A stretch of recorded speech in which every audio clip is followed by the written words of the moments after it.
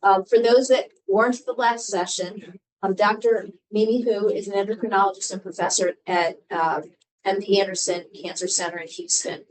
She's served on the faculty at MD Anderson since 2007. The clinical expertise it's an evaluation and treatment of patients with medullary thyroid cancer, hereditary endocrine neoplasia, colic bone, and mineral disorders. She is the primary investigator and collaborator in multiple clinical trials evaluating various targeted therapies for advanced thyroid cancer. Dr. Hu has published articles and books, chapters evaluating the management of medullary thyroid cancer, multiple endocrine neoplasia, bone health, and cancer patients, complications of head and neck surgery, and paraneoplastic endocrine disorders. She's going to be talking about various treatments, medullary cancer. Dr. Hu? All right. Hear me okay? This is all right? Okay. I don't know why it's okay. This is maybe better. All right, I will try.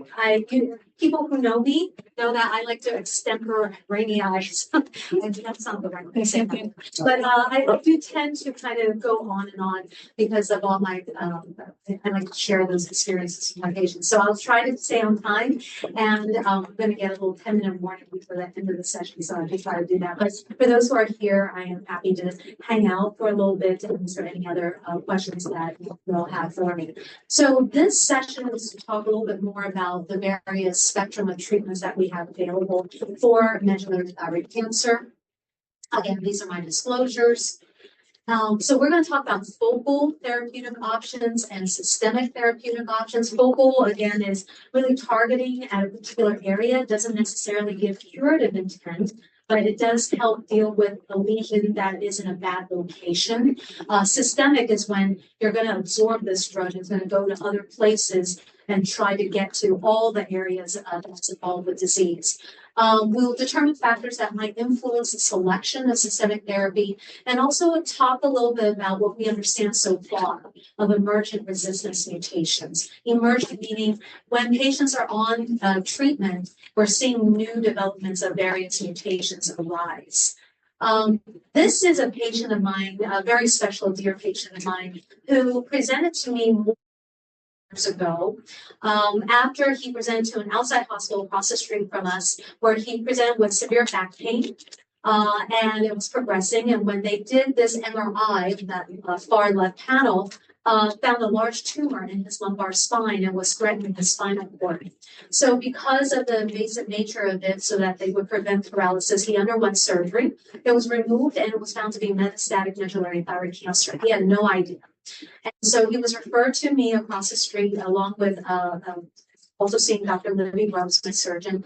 And we saw that he had a thyroid mass on the left side of his thyroid with multiple lymph nodes on the sides of the neck.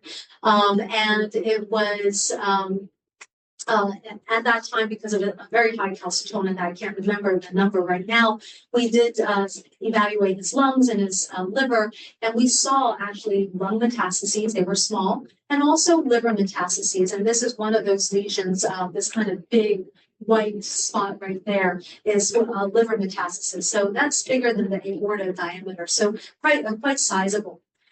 So he underwent surgery to his neck, and after that, he also got a local radiation to that spine area just to make sure any microscopic cells are taken care of and doesn't recur in that region.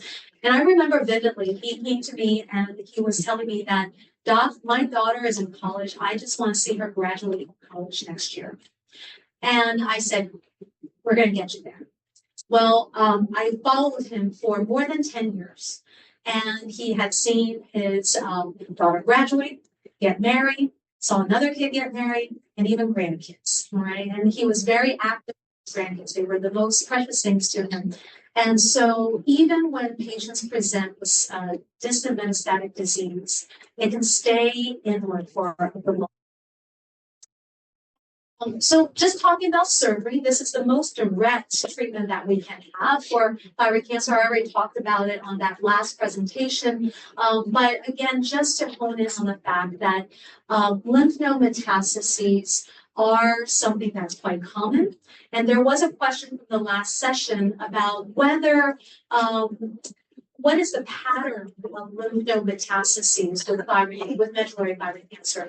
Because of the drainage pattern of the thyroid gland, it likes to go to what we call the central compartment lymph nodes. These are lymph nodes that sit below and just behind the thyroid gland. And so that's the most common place. Then it likes to go to the same side as where the primary tumor was. So if you had medullary and was on the right side, it tends to like go to the right side of the neck lymph nodes. But if someone had hereditary medullary thyroid cancer and there was multiple spots with the MTC, it could be in both.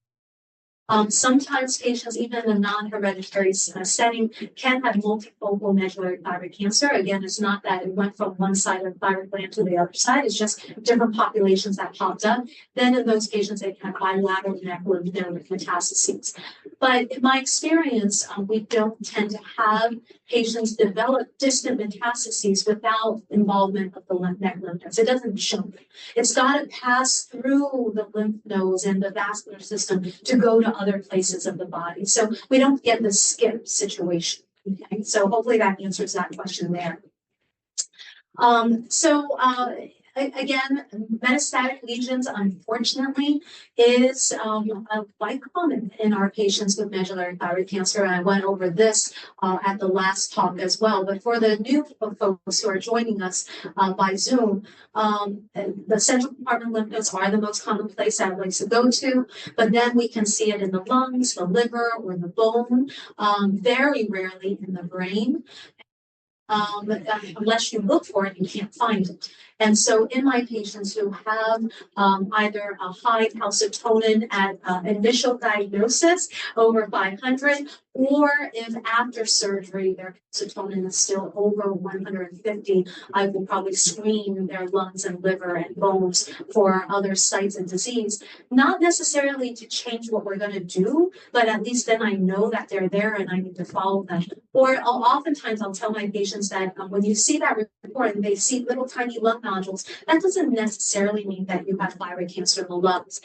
We get lots of things in our lungs just from living, breathing, pollution, and having bronchitis. And so nodules in the lungs may just be benign, but in the setting of someone with detectable or high tumor markers, I will follow those lung lesions or those liver or those non-specific lesions for a period of time and to establish that they're not changing over time. And unfortunately, when patients have metastatic disease, metastases means it's gone outside of the organ of origin, then we really don't have any. I talked about this as well, of how we do imaging. And I'm sorry, I did this because there is some overlap, right? So, but our imaging studies are ultrasound. I like ultrasound in neck most of the time because it really is a great way of distinguishing abnormal, pathologic, metastatic lymph nodes compared with lymph nodes that are just clumped because you had a cold. But I will do that CT of the neck when I'm trying to further clarify if there's any disease up high or down low that the ultrasound cannot see. MRI, imaging of the lungs, we do prefer CT over MRI. It's just not as good. I think with all the airspace, it just makes it a little difficult to interpret. So CT is best. Sometimes I order CT without contrast because I know they don't have any abnormal lymph nodes in the middle of the chest. I'm just following those lung nodules. But if I am suspicious of lymph nodes in the middle of the chest, called the intrathoracic or mediastinal lymph nodes, I will do the CT with contrast of the lungs because that again helps me distinguish those lymph nodes from the vasculature. Imaging of the abdomen, you could do of the abdomen with liver protocol, or you could do MRI of the abdomen with liver protocol. I often, with my first time seeing my patients, I might do a CT abdomen because I do think that at least I can look at a CT much better than an MRI. An MRI has a lot of technical things that I'm not trained to do.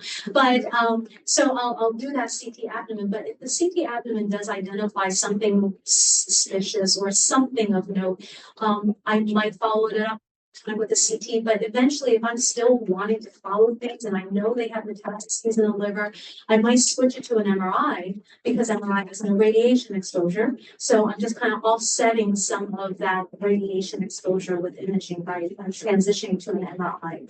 I don't really like scans for bone metastases for medullary thyroid cancer, mainly because, again, MTC in the bone sometimes are so small, they're not going to light up on the bone scan, or they're just very indolent and they're not showing up. But I find that if I am suspicious or I'm hunting for bone mets, the MRI of the spine is a little bit better at finding these things. But again, you can see these non-specific little lesions that might just be normal wear and tear of our bones, just living life. But MRI is, I think, a little bit better. Problem with MRI is that insurance companies don't tend to want to pay for it, and they put up a lot of resistance, and I have to justify. And sometimes, even with me writing letters or calling the company, they still won't allow it, and I'm stuck with a bone scan, which is clearly inferior to an MRI spine. So that's where I think we can help with lobbying these insurance companies to stop limiting our patients' ability to access imaging that's better, which is one of the reasons why in my guidelines committee for systemic therapies, we are talking about imaging in our patients with metastatic disease, trying to maybe influence the insurance companies to say MRI of the spine is a good quality way of looking for these bone mets. So hopefully that helps a little bit. Right.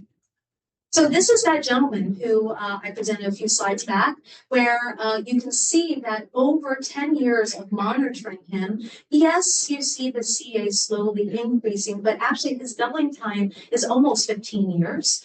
The calcitonin, see that natural variation, bops around, up and down. And then in 2018, we got a new machine that measures our calcitonin. Everyone's calcitonin took a step up. Every one of you all who come to MD Anderson, you remember that.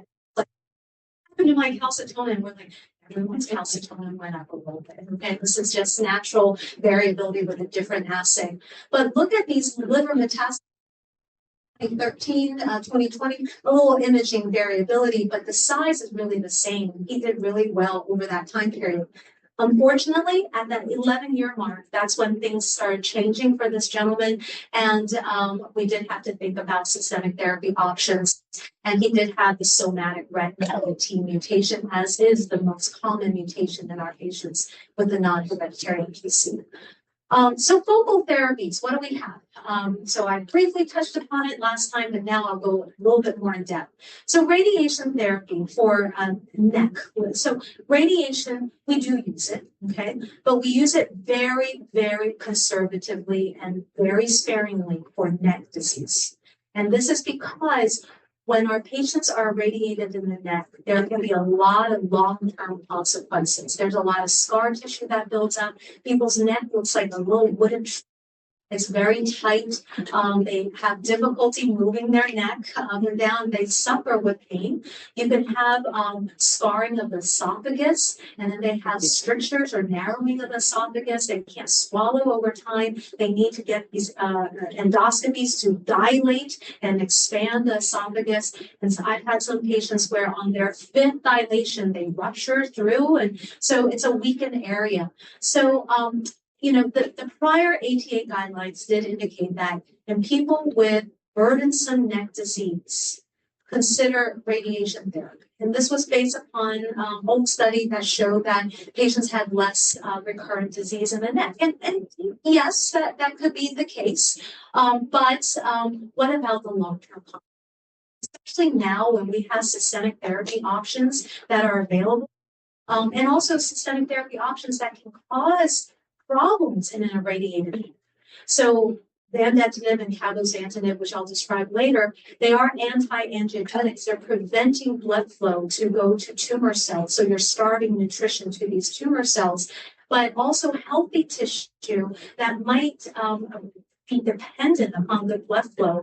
When you're inhibiting that blood flow, you might actually lead to a rupture, a fistula, a hole developing in that irradiated region. And when people have had radiation, that area is really not that healthy. It's actually scarred down. And so the blood flow is already a little bit limited to that area. So based upon work that Dr. Maniakas, one of my surgeons at MD Anderson, did, is we looked at our patients who prior to the advent of systemic therapy, so randomized and the RET inhibitors, and after the advent of those systemic therapies, what really was the chances of recurrences, survival, and what we found was that the radiation therapy really was not associated with improved recurrence in the neck or overall survival. But when do we consider it? Well, if disease is so invasive that our surgeon was able to remove the bulk of the disease, like the macroscopic, the things that they could clearly see, they could shave it down, but they know that there was involvement of the tracheal wall or the esophageal wall, and they're pretty certain that there's still going to be microscopic cells in that region. Sometimes we consider very focal radiation to that area, not the whole neck, but maybe just limiting to that area so that we don't have a recurrence in that area where it's really problematic, requiring maybe esophagectomy or a laryngectomy, removal of those vital organs. So we use it very conservatively. And then oligoprogressive metastases in soft tissues. What that means is maybe we know that you have metastatic lesions to other areas, but actually when we look at things, it's one lymph node in the middle of the chest, what we call the mediastinal or subcarinal or hilar lymph nodes, that's preferentially growing. And it's threatening your airway. So our airway comes down into the middle of our chest and branches into the right and the left lung. And if there's a lymph node right up against it and it's pressing on that area, it might put people at risk for compression. You don't clear mucus as well. You might be at risk for what we call post-obstructive pneumonia. Now that lands you in the hospital because you're having pneumonia. So if that area is progressing, but everything else is not, maybe we can treat that with radiation or sometimes even with laparoscopic surgery. So we've had patients that we've done that with, and actually one of our radiation oncologists, Dr. Matt Ning, we just had our paper accepted to this journal, and it'll be coming out kind of demonstrating our experience with focal, what we call palliative radiation to these mediastinal intrathoracic nodules. Also palliation of bone metastases. So if I see a lesion in the bone, but it's nowhere near your spinal cord or threatening out of the spinal cord area, maybe we're just watching that. But over time, if we're seeing it's progressing and it might be threatening those important structures, or maybe we screen and we see that there's a bone metastasis already threatening that spinal cord, then we could target that with radiation. And bone metastases with medullary thyroid cancer does respond to radiation, and it could keep that area stable for a long time.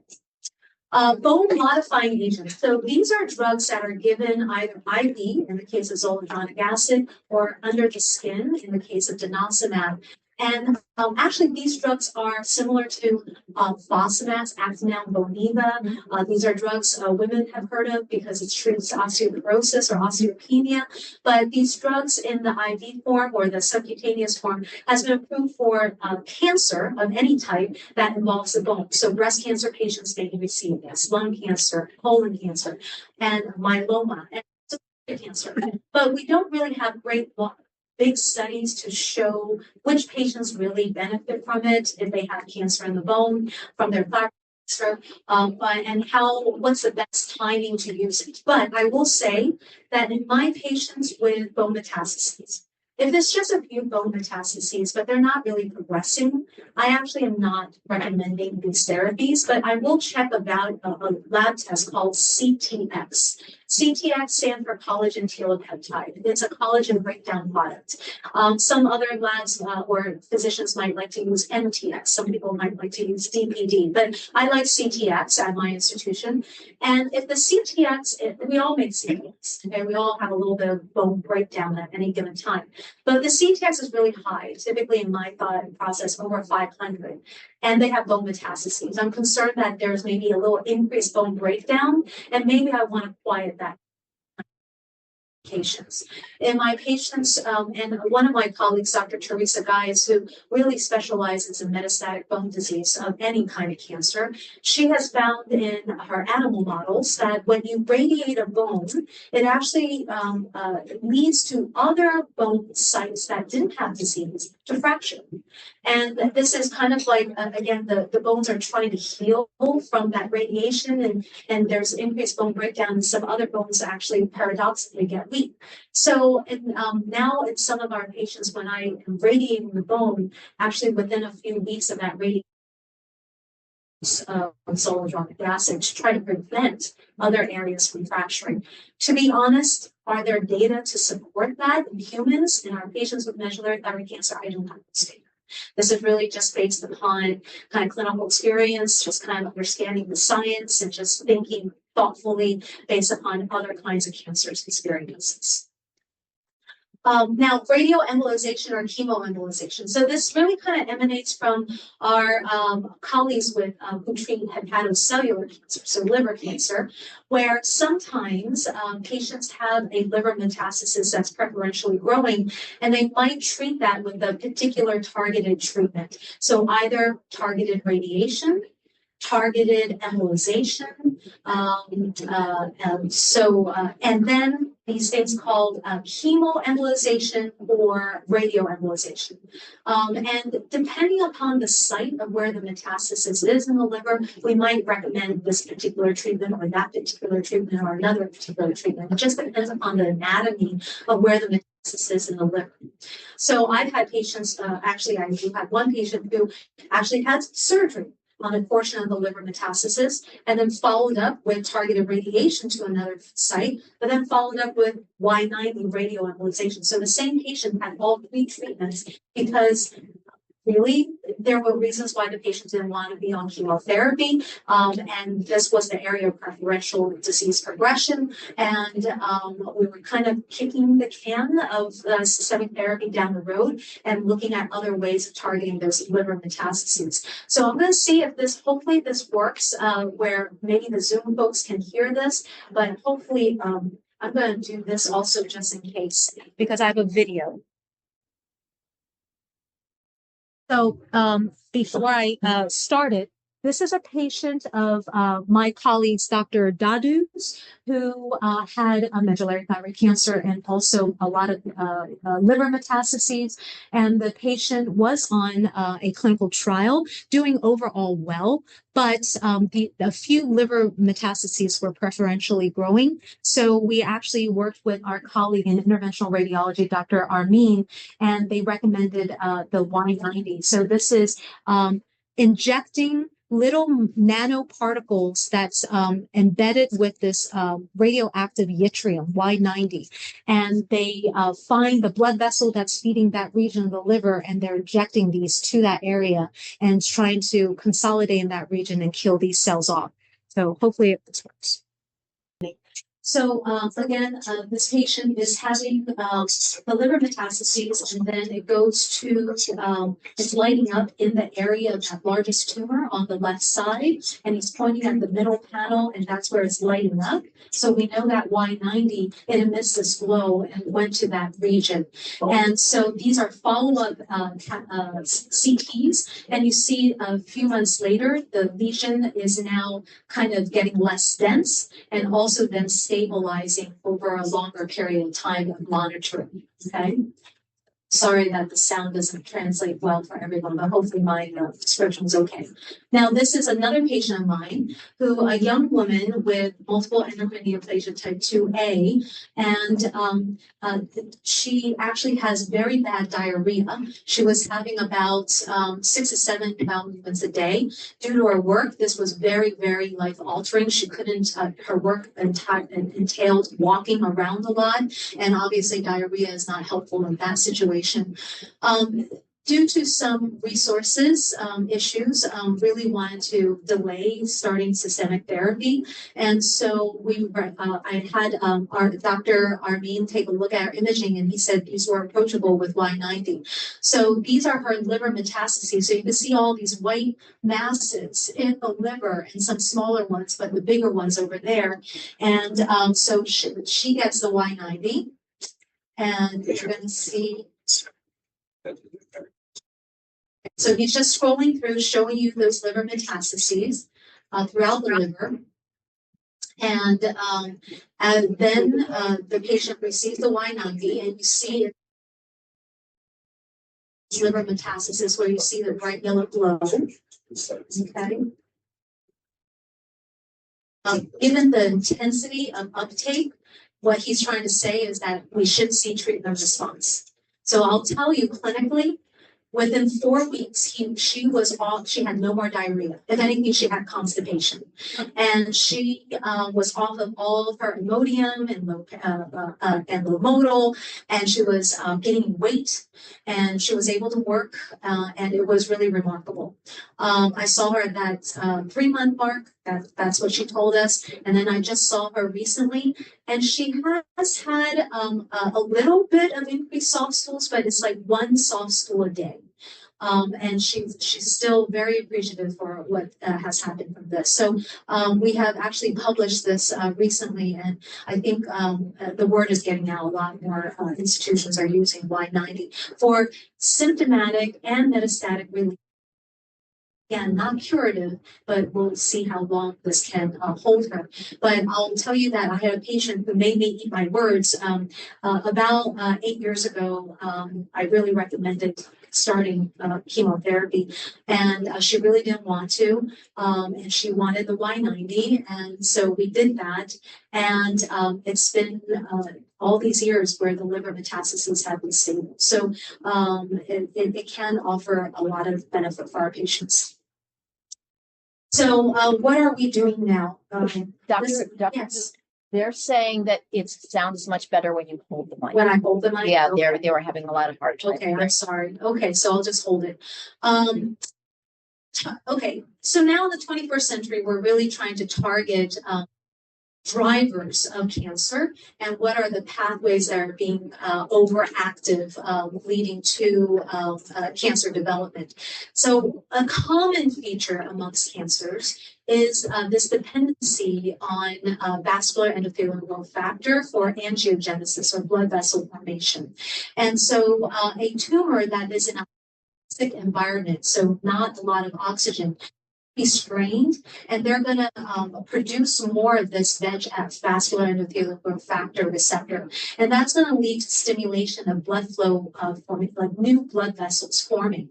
And this neovascularization leads to more nutrients, in my simplistic mind of thinking of things, is to pass more nutrients to the tumor, allowing it to survive and grow, and then now has a conduit to pass to other places.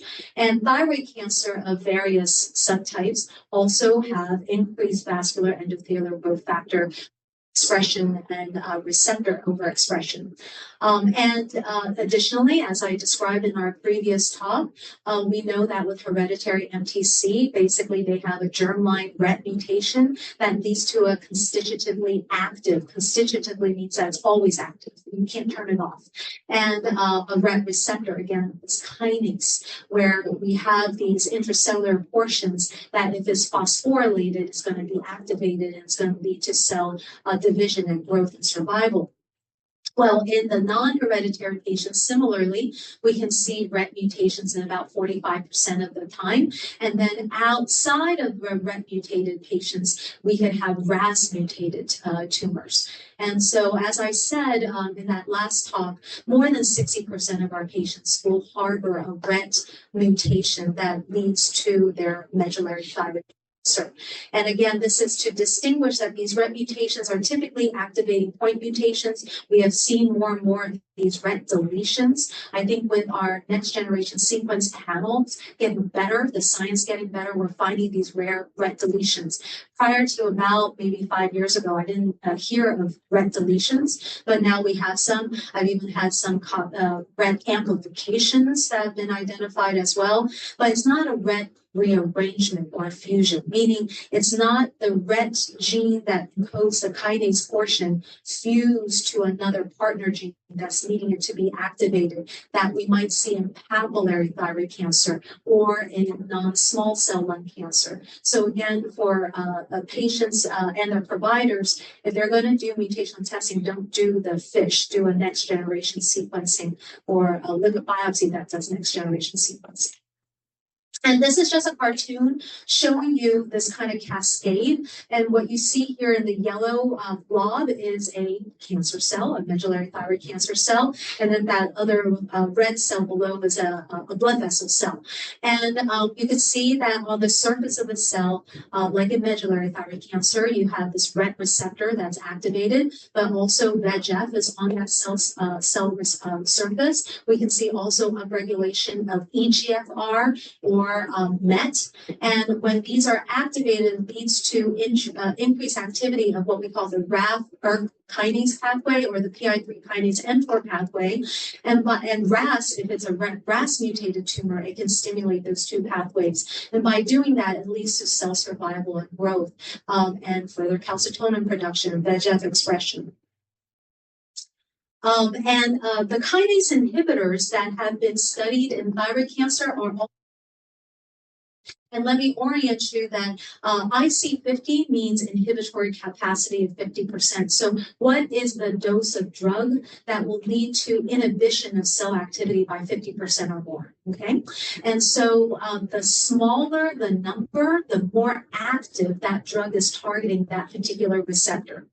And this is showing you across the table all the various receptors that these drugs inhibit. And I highlighted VEGF-R2 in the column because that's the most important receptor that mediates angiogenesis. So you can see that all these drugs target VEGF-R2, but we call these multi-kinase inhibitors because they are targeting other receptors. They're targeting RET, they're targeting RET PTC fusion, they're targeting c-MET, EGFR, fibroblast growth factor receptor, platelet-derived growth factor receptor. And by targeting all these other receptors, that's why we see the variable side effects with these drugs, okay? But also we can see the variable effectiveness against the cancer as well. So the ones that are highlighted in green on the left are the 4 drugs that are currently FDA approved for thyroid cancer. The ones bracketed in the red are the ones that are approved for medullary thyroid cancer. And you can see that lowest VEGF-R2 IC50 number, it is the most potent anti-angiogenic and highest risk for and that might convey effectiveness of the drug, but also convey more side effects. But vandetanib is a relatively weaker VEGF inhibitor compared with cabozantinib, but it's better than sorafenib. And so just gives you a kind of idea of where these drugs kind of fit amongst each other. These were the 2 large phase 3 trials for vandetanib on the left, cabozantinib on the right. So a little bit of education on phase trials. So, drugs are always, whether it's cancer drugs or hypertension drugs or any kind of drugs, they're first studied in animal models, right? Rats or mice, sometimes in dogs, sometimes in monkeys. And those are what we call preclinical studies. After they feel like there's some effectiveness, then it moves into human studies. And that's the first phase is phase 1 study. This is looking at drug safety. That's what a phase 1 study is doing. It's really just looking at, is this drug safe in the human population? And you'll see that phase 1 trials usually start off at, there'll be a cohort of patients coming in at this low dose.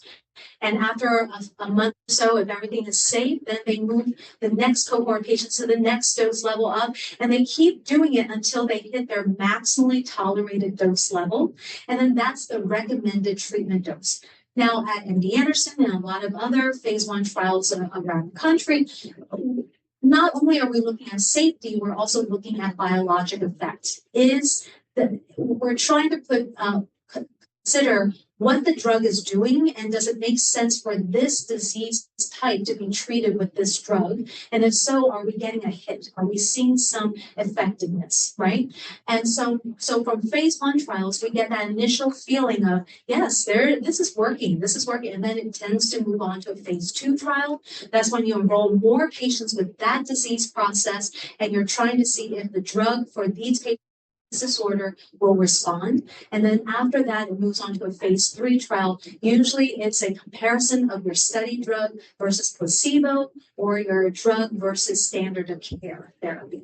So back then in 2011 or 2013, or even before that, when the trials were starting, we had no standard of care drug. So these drugs were compared with placebo. And so the vandetanib trial on the left, cabo on the right, more than 300 patients were enrolled to each of these studies. And what you see is that the top lines in both are the study drugs. So vandetanib in yellow on the left, cabo in the blue on the right, and then the lower lines are the placebo-treated.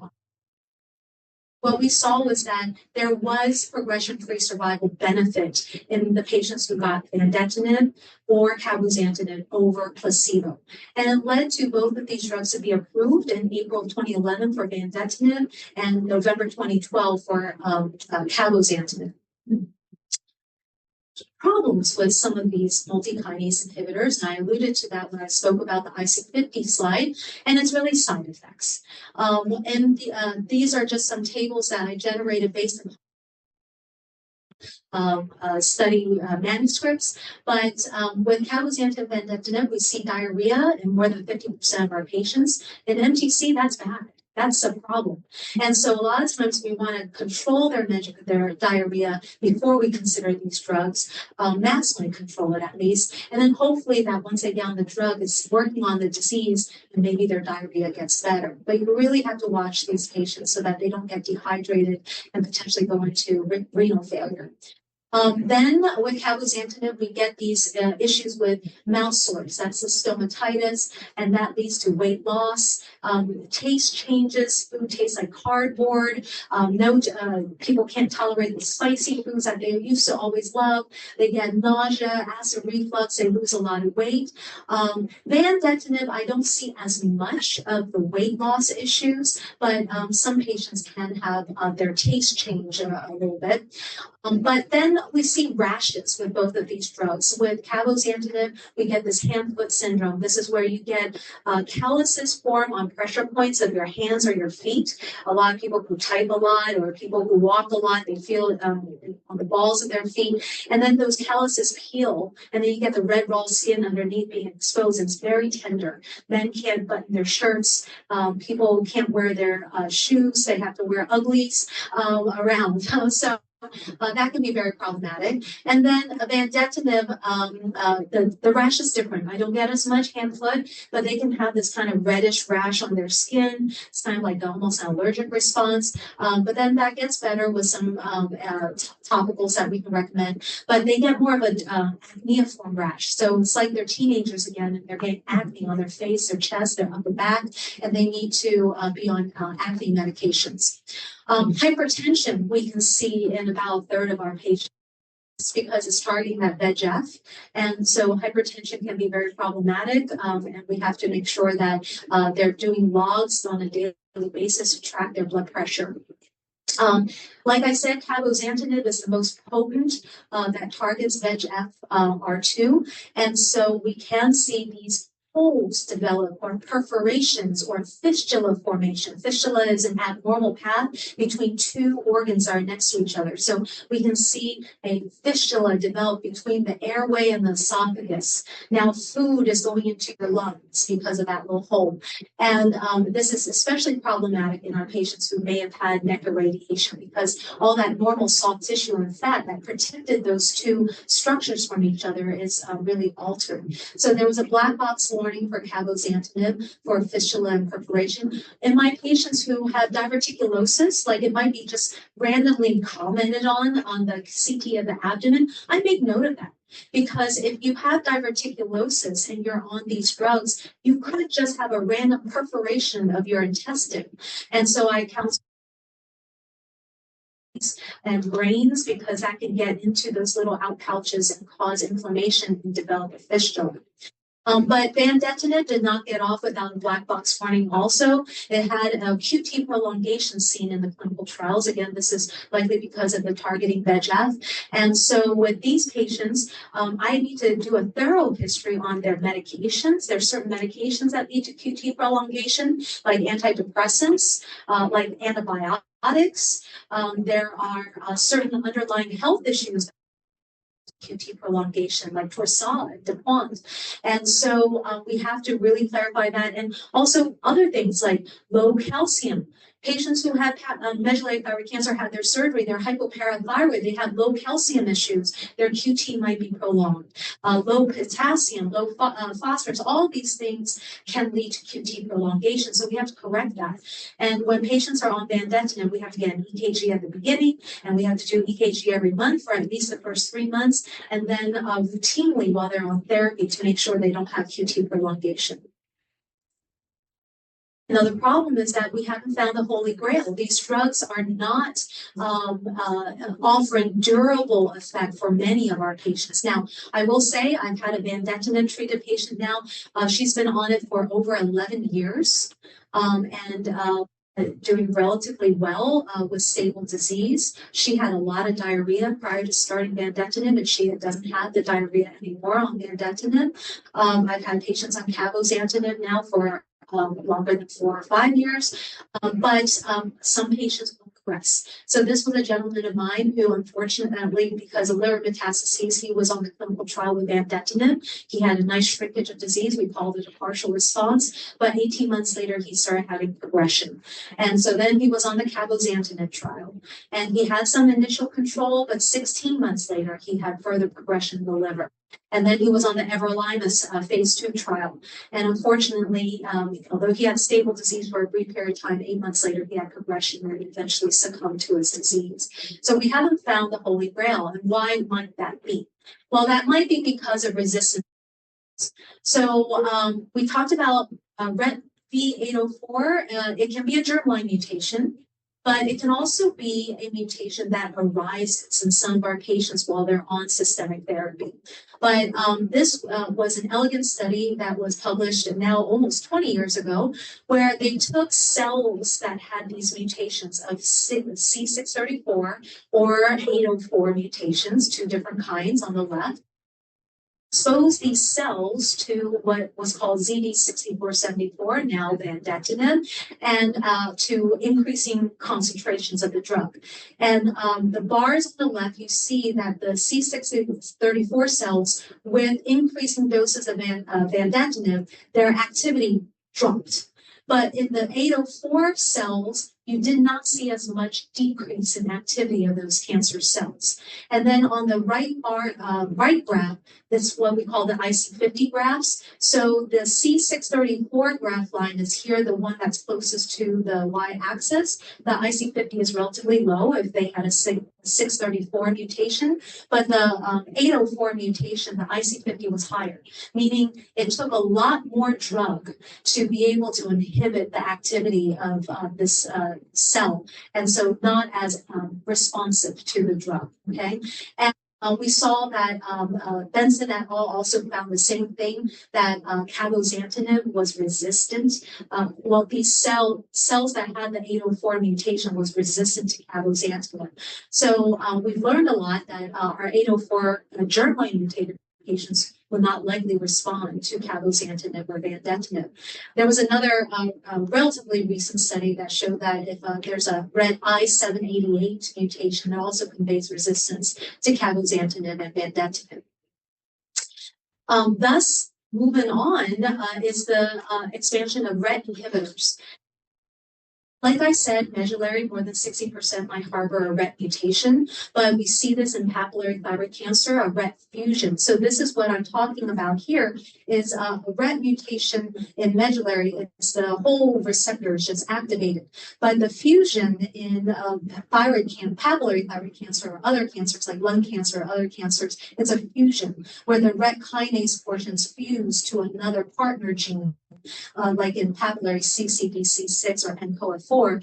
And this is a fusion receptor that's now activated. So we've seen these rare fusions in other kinds of cancers. And so it led to development of various drugs in clinical trials.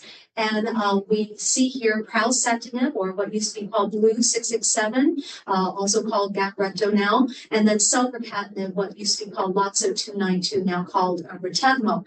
And what I have here, the IC50 of these drugs, cabozantinib and vandetanib, which is approved for thyroid cancer, and pralsetinib and selpercatinib, and their relative activities targeting RET or VEGF. And what you see is that pralsetinib and selpercatinib are very, very potent at targeting the RET receptor. WT means wild type, but it also targets like 918 and others. But relative to the VEGF inhibition, which there is some VEGF inhibition with these two drugs, so that's why we see hypertension in some of our patients on pralsetinib and selpercatinib. But relative, the RET inhibition and VEGF inhibition is different compared with the cabozantinib and vandetanib drugs. I also note that pralsetinib and selpercatinib also targets that gatekeeper RET 804 mutation. So it was really a game changer when these drugs came on the market in 2017, not on the market, but in clinical trials in 2017. Since then, it's been alphabet soup of other drugs that have been used trying to target RET, TPX0046, BOS 172728, TAS 0953, and EP0031. And these drugs all target RET fusions, also the gatekeeper mutations. But interestingly, EP0031 also targeted another resistance mutation that we call the sulfur mutation. Unfortunately, these drugs are not looking like they're moving forward in clinical development, and these studies are currently closed to enrollment or any accrual for medullary thyroid cancer. And I just confirmed that with the EP0031 drug as well with the company. Now, these are the waterfall plots for selpercatinib and pralsetinib that have been presented in various settings and publications. So to orient you, a waterfall plot is looks like a waterfall, and each vertical bar represents an individual patient's response, their tumor's response to the drug. And the horizontal zero line is where they started. And over time, we see what did their tumors do with time. And what you're seeing is their best response on the drug therapy. And that's what's shown. And so if the line drops below that zero axis, then that means they had shrinkage of their disease. And if it goes down below that hash line, the horizontal hash line that represents like 30% decrease, that's what we call a partial response. Okay. If it goes above that x-axis at zero, then that means the patient had progressive disease. So on the left, selpercatinib, the top waterfall plot is medullary thyroid cancer patients who had prior cabozantinib or vandetanib. On the right is a similar thing, but treated with pralsetinib. And then that second blocks down there, you see medullary thyroid cancer that was naive, never received cabozantinib or vandetanib with selpercatinib or with pralsetinib. And what you see here is that you have an overall response rate of 72% with selpercatinib or 52% with pralsetinib. What that means is that 72%, 73% or 52% of the patients had either a partial response or complete response. Okay, and that's really remarkable. We were just really impressed with both of these drugs when they were first in clinical trials. Then patients who had never been treated with cabozantinib or vandetanib, we saw even better response, where it was 81% with selpercatinib, 71% with pralsetinib. And recently, these have been reported to look at DOR is median duration of response, and PFS is progression-free survival. And what you see is that if they've been treated with prior cabozantinib, either duration of response was not reached with selpercatinib or 25.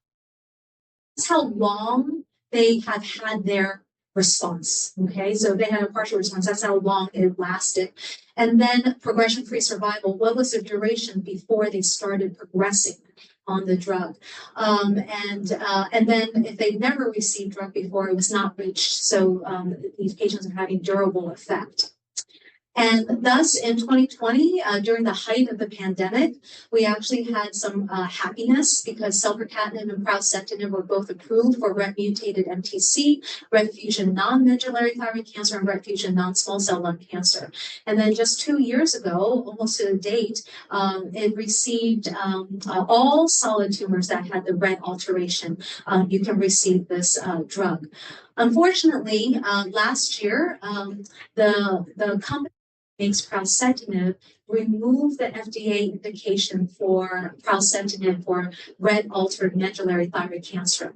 And this had nothing to do with safety of the drug, had nothing to do with effectiveness of the drug. It was really having to do with the necessary to maintain full FDA approval, meaning they could not feasibly financially do the phase 3 trial where they compared their drug to vandetanib or cabozantinib.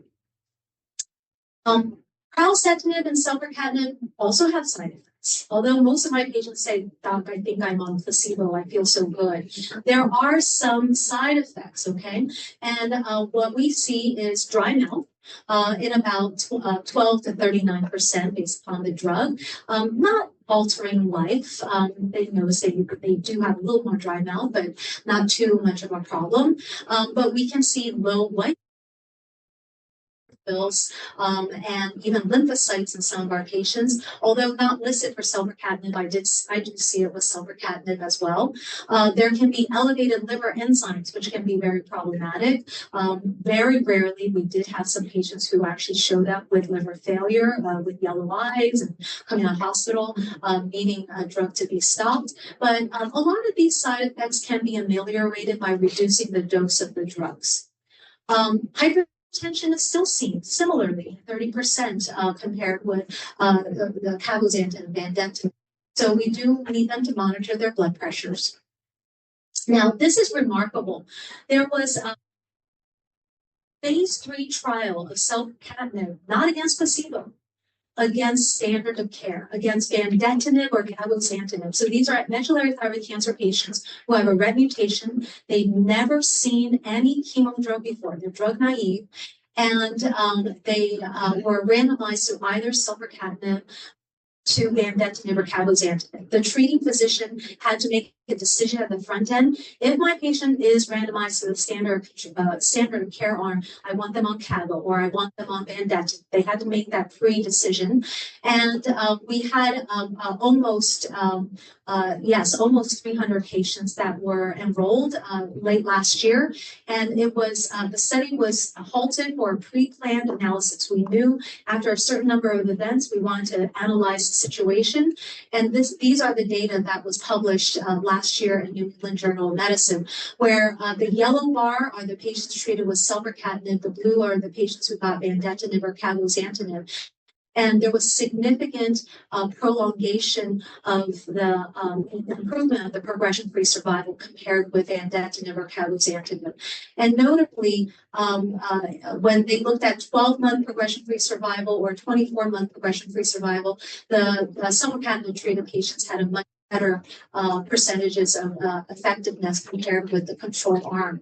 And also, very notably, look down here on the lower part of this table, the control arm that had cabozantinib and vandetanib, 77% needed dose reduction, mainly because of adverse effects. And almost 27% needed the drug to be stopped because of side effects. Where compare that with the selpercatinib treated patients, where 38% needed dose reduction and less than 5% needed to stop the drug because of the side effects. So relatively well tolerated compared with the other drug. This is our paradigm now, where if a patient is needing systemic therapy because of progressive disease, what drug are we recommending? And if they're RET positive and your disease is progressing radiologically, we would recommend the RET inhibitor because of effectiveness, superiority, but also tolerance to the drug. If you don't have a mutation of RET or you have a RAS mutation, then it is cabozantinib or vandetanib. And honestly, I really want to reinforce cabozantinib and vandetanib work. They do work. There are more side effects, but it's manageable as long as you go into it understanding what those side effects are. And typically in my practice, I start at a lower dose of those two drugs, and then I work the dose up to what my patients can tolerate while I'm working with them side effect control. So how do we monitor our patients? We're doing physical exam, comprehensive labs, urine analysis, EKG. Sometimes we need the echo, especially in patients treated with vandetanib. Imaging studies. I always get an MRI of the brain before starting chemo drug, just to make sure that there aren't any occult brain metastases that we weren't aware of and we need to deal with before we start systemic therapy. And then we have to consent them. We have to educate them on the adverse effects. And then I follow my patients at least every month for the first 3 months, and after every 3 months for a year or two, and then I start stretching out visits to every 2 months. But we have to constantly work with our patients on side effect control and management. So I know that we're limited on time, so I'm just going to touch upon this.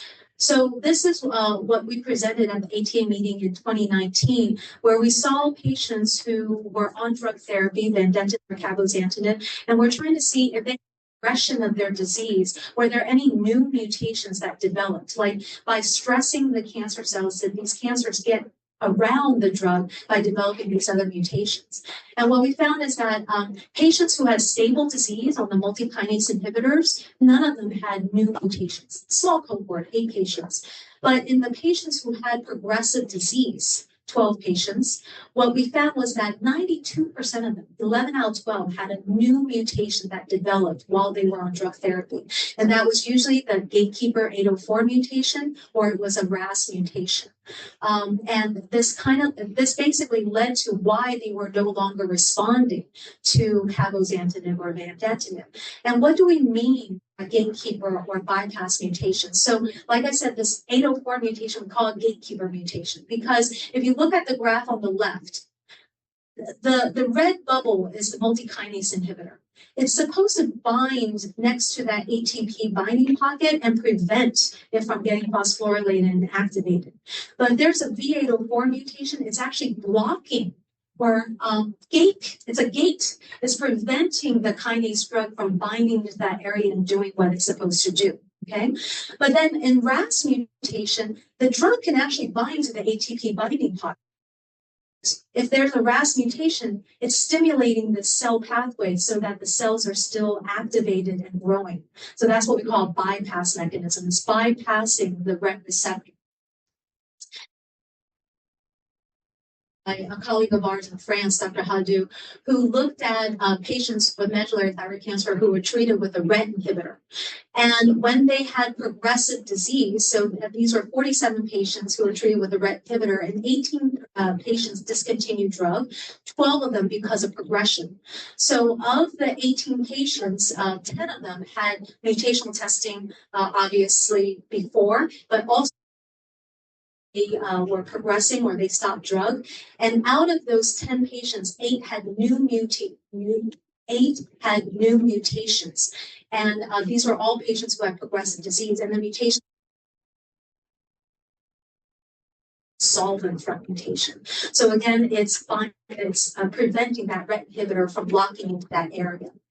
So because of time, I'm going to end here, but we have various thoughts regarding neoadjuvant use of RET inhibitors or kinase inhibitors for our patients with medullary thyroid cancer. We have a trial that's enrolling for that. And in terms of future directions, we have lots of questions still. We have not found the Holy Grail, but I think that we need to start looking at maybe combination therapy regimens in clinical trial studies. But I think that it's still, I'm very optimistic that we continue to push the envelope in this field. So I will stop there. And turn it over to questions, but I'm sure there'll be some questions that I might have slides for. Okay. How do we want to approach this? You want to ask me questions from the Zoom first? Yeah, I think I'd like to do that. Now, Okay. did you touch on any of the ones from the I questions? touched on the skin lesions. The other question was the MEN2B patients, if there's any research or any activities to try to increase the awareness of MEN2B diagnosis earlier on.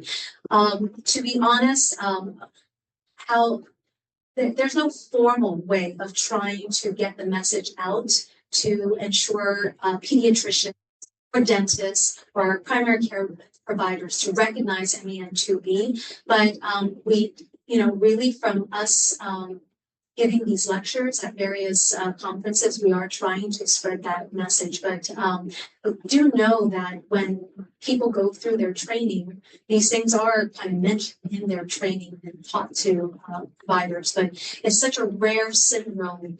It's not unusual to forget about putting these things together. Unfortunately.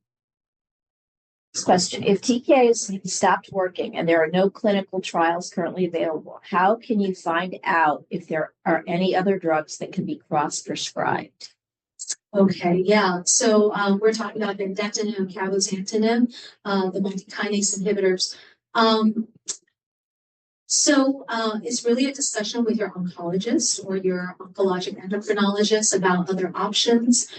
There have been trials looking at lenvatinib in medullary thyroid cancer, sunitinib also was studied.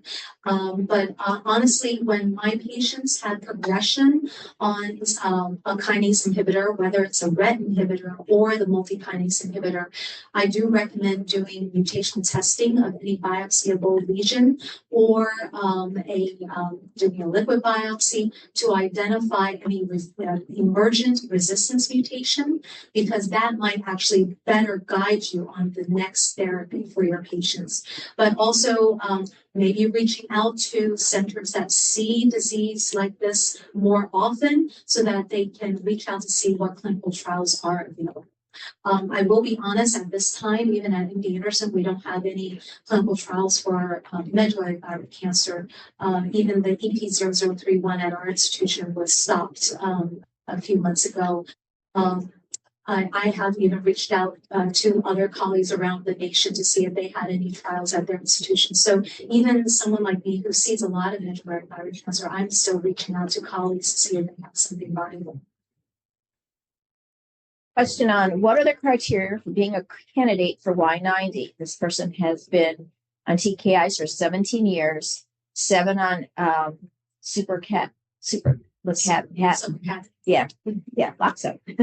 I significant liver mets and challenging diarrhea. Is Y90 worth trying to reduce diarrhea? Yeah, I think it is. Unfortunately, I'm not an interventional radiologist. It's a nuance. They have to understand the vasculature system that's feeding the liver, and so they would look at the imaging to see if it's reasonable. To be honest, though, if it is really filled with metastases, sometimes the Y90 may not be effective. But if it's a few progressive lesions, it's something to consider. Basically, in this setting, we would recommend you discuss with your treating physician, your oncologist, to have that discussion. And maybe they have that expertise at their center and they can have their interventional radiologist take a look, or maybe they consider referring them to another center that does do these procedures. And I think you might have touched on this on one of your slides. Any KRAS treatments in advanced disease on the horizon? Yeah, I think that was my kind of area to where we need to look at. Right. Is we need better drugs for RAS mutated cancers. There is one drug that targets a particular RAS mutation, but that's not a RAS mutation that we typically see in medullary thyroid cancer. So RAS has been difficult to target across the board amongst cancers, not just medullary. Colon cancer, pancreatic cancer. These patients have a higher representation of RAS mutations, and yet we have not been able to find good agents to target it. So that really is an area that I think needs to continue to develop. Is the 918 mutation likely to cause supercatinib not to work? As long as it's not working. No, actually, basis on some further digging in and looking at particular codon mutations. Actually, we're presenting this at the ATA there was no differential response, like whether you had a 918 or 634 or even a deletion, patients responded equally. Okay, and then the next question is kind of related. Is the effectiveness related to dosage? Like if you're on 320 a day and you lower to 240, is it going to be as effective? Yeah. It was clear that from the phase 1, phase 2 trials that higher doses did have more effectiveness. But I'll be honest, I've had patients who have been on 120 twice a day, 80 twice a day, 80 and 40, and yet still response to therapy. So I would tell my patients that we're balancing side effects with oncologic effectiveness. So if we're having side effects, we need to reduce the dose. Sometimes we might consider increasing the dose down the road if we're seeing some progression and just continuing to monitor for side effects. But I have seen patients who did respond with lower doses. Okay, there are questions in the room? Yeah. Dr. Hoon, there's a lot of talk about next generation or inhibitors. Seems that the main reason due to resistant mutations. Has there been any focus at all in trying to target why a cell or mutation leaves, such that instead of looking for the next gen drug, we could create something that stops prevent the resistance mutation? It kind of locks it up. So is there any focus in that in research and development? I think it's a perfect question. And yes, I wish there were, and I believe there are. So I am a clinical researcher. I don't do bench research, but this is an area that we've discussed with bench scientists, that this is an area that we need to understand. I think it's just very hard. And actually, Dr. Gil Cody is here. Maybe he could give us, Dr. Cody is one of our excellent basic science researchers who is enjoying his retirement now, but he is here. But honestly, from a basic science perspective, I think that this is inherently difficult to understand why emergent resistance mutations occur. But Gil, do you have any thoughts? I think one of the problems is that we don't know if the mutations actually are pre, and because mutations occur randomly throughout all cells, and it's possible that there is a cell in the billion tumor cells that just happens to have the resistant to the drug. And when you kill off all of the non-resistant cells, you're left amplifying that one cell left. The drugs are not actually causing mutations, they're amplifying the cell population that mutations already. Yeah. Clinical perspective, my clinical hypothesis, which is that the big brother who's hogging all of the food is the 918, right? Cells, or the 634, or one of the other drivers. And by shutting that down, the little runts of the family is going, hey, I have no competition now, and maybe I can now, because I don't respond to this drug, I can now grow and I have access to nutrients and everything. So that's kind of the idea, is that there's a small, tiny population that is already mutated possibly, but it was not the overall driving cell in the cancer overall prior to starting drug therapy. So finding that in that pre-clinical setting, like when it's on, it's very, very hard. And actually, again, attesting to the heterogeneity of the cancer, in a patient who, it was published, a patient who had progressive disease on one of the RET inhibitors, was a lung cancer patient. They actually did an autopsy on the patient. And yes, the patient had the RET KIF5B alteration, the fusion in multiple areas, but the lung met had this one particular 810 mutation. The lung met had a different 810 mutation. The lymph node had a different mutation. This is within the same patient. Okay, so how do we whack-a-mole these things, honestly? And so it gets very, very tricky. And I think that although that would be the perfect thing, try to prevent the mutations from developing, I just don't know if it's scientifically feasible. Yeah.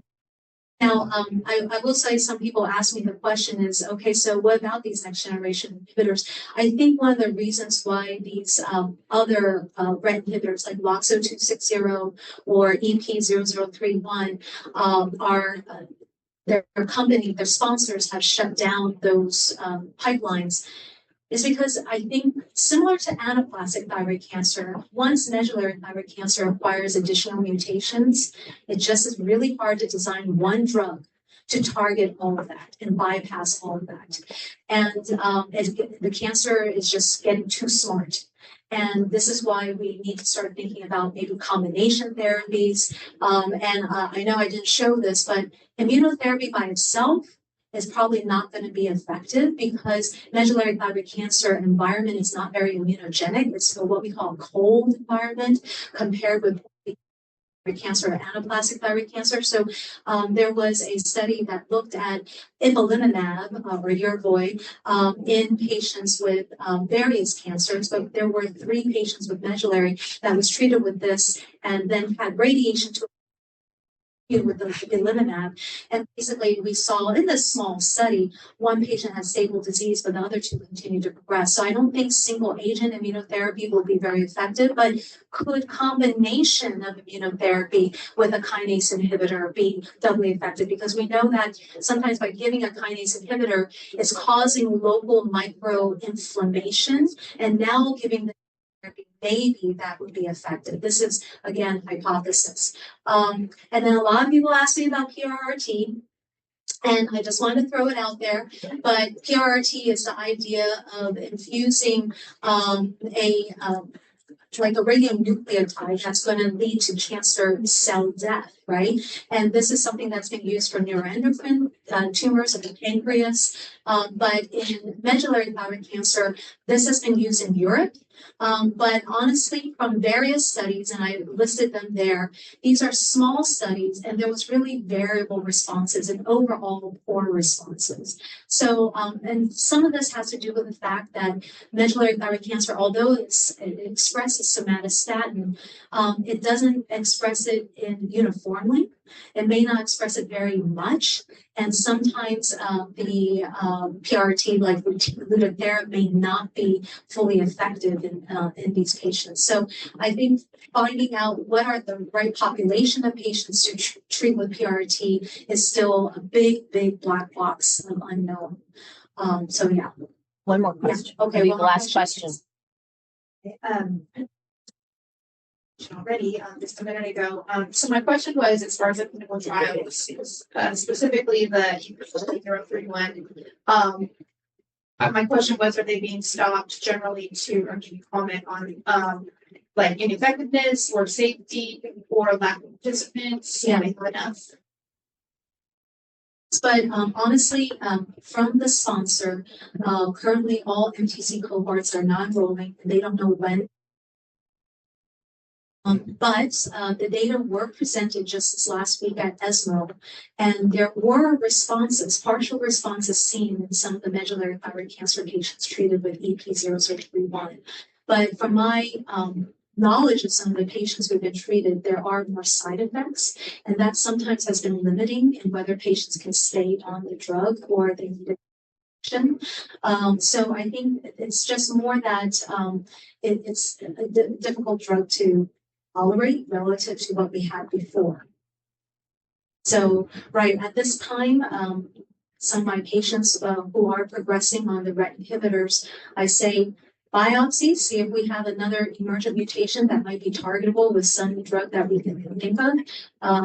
If there's like a P10 mutation, or I might think about combining everolimus with your RET inhibitor.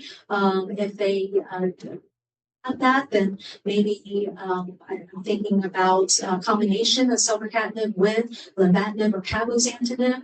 Again, there are no data to support this. This is really just what else do we have left? I don't know, and we're just trying. Okay, thank you. Continue the people that are. Yes, people who are on drug are being continued. Yes, yes. Thank you. Yeah, they're not.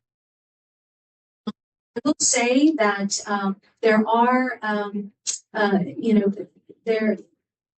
I've reached out to a colleague at Sarah Cannon to see if there's any other drug trials available. I did have one patient who is on a combination drug therapy with Zanza and HIF-1 alpha, and remarkably nice response. Just so you know, Zanza is very similar to cabozantinib, but it has a shorter half-life, a little bit less side effects. Problem is, on that trial, they found that some people have low oxygenation, and so they think it's the HIF-1 alpha, and so they're a little, they're looking at their data and they're looking at the study, but currently the study is, at least 3 weeks ago, I was told that the study is on hold, but I think it's going to resume again. They just need to think about how they're going to take care of the patients. There is, people ask me about it, there is a CAR T trial out of University of Pennsylvania, and CAR T for solid tumors has always been very difficult because you have to find a protein that's being expressed by that cancer cell, but it's not also expressed by any other normal cell in the body. Target that abnormality, you could end up destroying normal cells in the body. And so this CAR T trial UPenn is going on. I do have one patient who decided to go on it, and so far he says that his tumor markers are decreasing, and so we really wait to see what else is what happens long term. But I don't.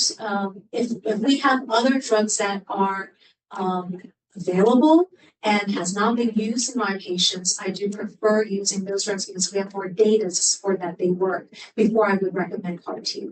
I think CAR T is used in, I think it's best for those patients where maybe we are reaching a point where we have options and if the patient's willing to try for it.